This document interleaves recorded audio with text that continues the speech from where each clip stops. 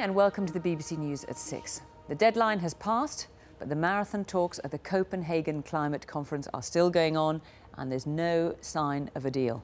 World leaders are locked in negotiations over a draft agreement designed to limit greenhouse gas emissions. President Obama has delayed his departure and is about to have yet another meeting with China's Prime Minister. The head of the UN said leaders face a defining moment in history. Our environment correspondent David Shukman is there. David, what's the latest?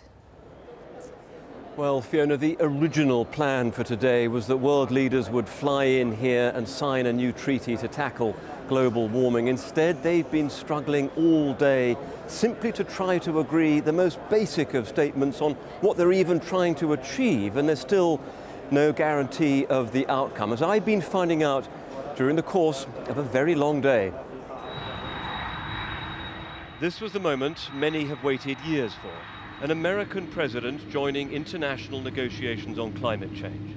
With the conference in deadlock, Barack Obama was seen as the man who could maybe deliver a breakthrough. It was desperately needed. It's coming up to 11 o'clock. Key leaders are meeting somewhere down there behind closed doors. There's extraordinary confusion about what's going on and great uncertainty. There was frantic diplomacy in the countdown on this final day of negotiations. A high noon of decisions on climate change. On the conference floor, one key question: would the biggest polluters make concessions? The Chinese Premier, Wen Jiabao, spoke of honouring his promise on greenhouse gases, but did not offer deeper cuts.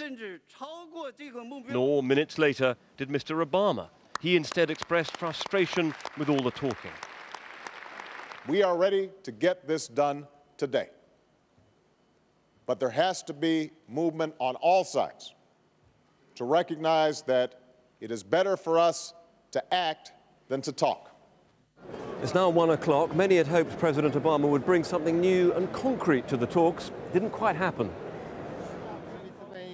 As the day wore on, conflicting impressions emerged, some positive. President Nasheed, for BBC News, what do you make of what's happening? I think it's going good, and I think we'll have an understanding within the next few hours. But others were angry that key countries were brokering a deal in private. We reject any deal, said Venezuela's President Hugo Chavez, which Obama slips under the door. And he was speaking for several Latin American countries. Well, I've just come from a briefing with Gordon Brown, and it's clear that even now there are two major stumbling blocks: the scale of cuts in greenhouse gases and how open China should be about the efforts that it's making. Failure is still a real possibility. So the search for an agreement is still underway. All anyone can do is wait. Now, right now, the two key figures here, the American and Chinese leaders, are in a second round of talks, so there is still a chance that an agreement may emerge tonight. But as Gordon Brown put it in the last hour, there's a lot of work to do. As an indication of that, he and others are already starting to think about what to do if this process here simply fails. Fiona. David Shukman in Copenhagen, thank you. Snow has caused serious disruption across the UK today, and